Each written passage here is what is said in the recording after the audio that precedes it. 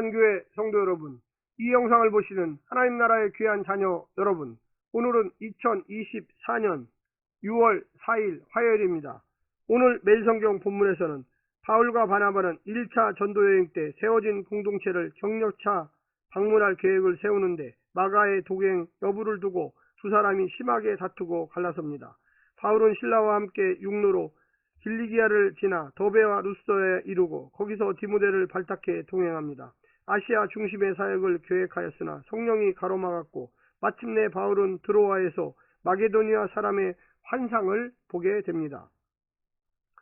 오늘 본문을 나누어 보겠습니다. 사도행전 15장 36절부터 41절 바울과 바나바가 나누게 됨, 16장 1절부터 5절 루스더라에서 디모데가 동행, 16장 6절부터 10절 드로아에서 본 환상, 16장 11절부터 15절 빌립보의 누디아. 오늘 본문 사도행전 15장 36절부터 16장 15절까지의 말씀을 듣고 다시 오겠습니다.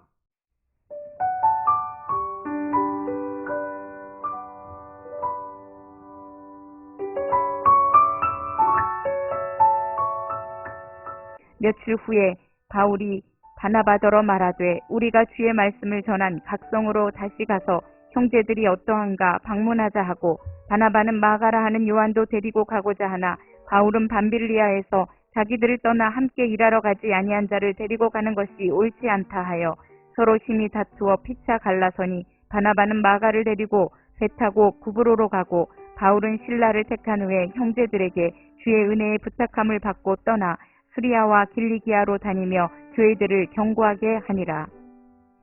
사도행전 16장 바울이 더베와 루스드라에도 이르매 거기 디모데라 하는 제자가 있으니 그 어머니는 믿는 유대 여자요 아버지는 헬라인이라.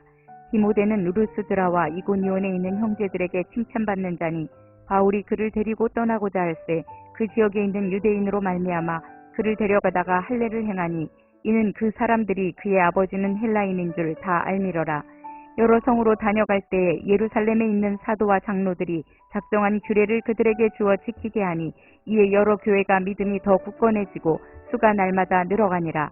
성령이 아시아에서 말씀을 전하지 못하게 하시거늘 그들이 부르기아와 갈라디아 땅으로 다녀가 무시아 앞에 이르러 비두니아로 가고자 했으되 예수의 영이 허락하지 아니하시는지라.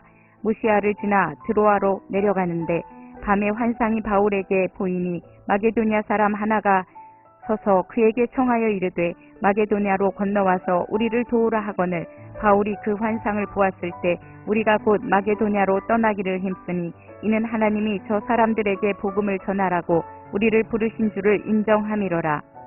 우리가 드로아에서 배로 떠나 사모드라게로 직행하여 이튿날 네아폴리로 가고 거기서 빌립보에 이르니 이는 마게도냐 지방의 첫 성이요 또 로마의 식민지라. 이 성에서 수일을 유하다가 안식일에 우리가 기도할 곳이 있을까 하여 문밖 강가에 나가 거기 앉아서 모인 여자들에게 말하는데 두아디라 시에 있는 자색옥감 장사로서 하나님을 섬기는 루디아라 하는 한 여자가 말을 듣고 있을 때 주께서 그 마음을 열어 바울의 말을 따르게 하신지라.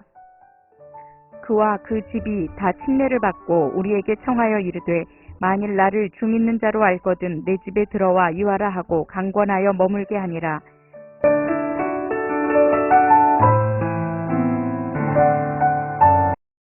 본 단락은 4개의 소단락으로 구성됩니다. 첫 부분 바울과 바나바의 결별 이야기는 다소 충격적입니다.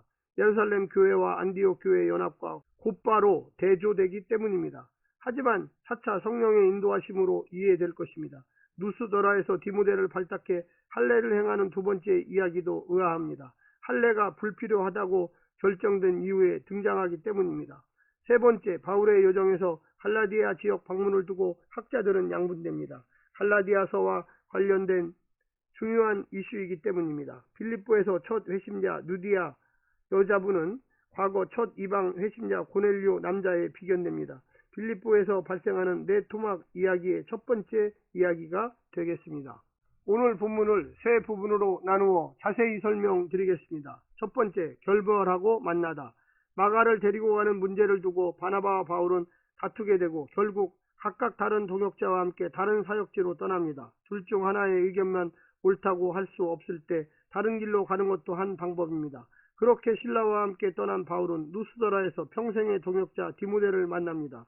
그는 유대인 어머니와 이방인 아버지를 두었으며 그의 신앙은 주변 지역의 형제들까지 칭찬할 정도로 좋았습니다. 한 길이 막히면 다른 길이 열리기 마련입니다. 나의 계획과 방법만을 고집하지 말고 열린 마음으로 주께서 하실 일을 기대하십시오. 두 번째는 막으시고 여시다.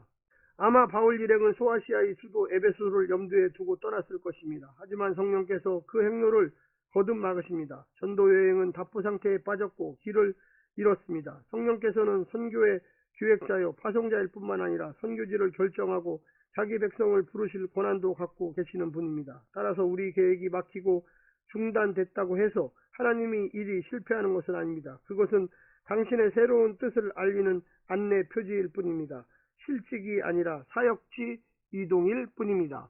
마지막 세 번째는 인도하시고 마음을 여시다. 바울은 환상 중에 마게도니아 사람이 건너와서 우리를 도우라고 청하는 것을 봅니다. 바울 일행은 그 환상을 유럽으로 건너가는 뜻으로 인정합니다. 빌립보에 도착한 바울에게 자색 옷감 장수로서 하나님을 섬기는 여인 누디아를 만나게 합니다. 누디아의 마음을 여시어 그 가정을 빌립보 선교의 전진 기지로 삼으십니다.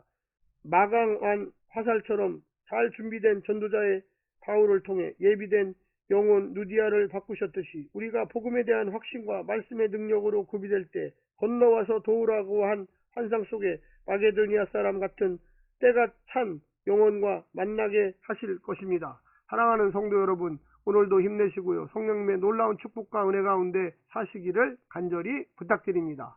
샬롬.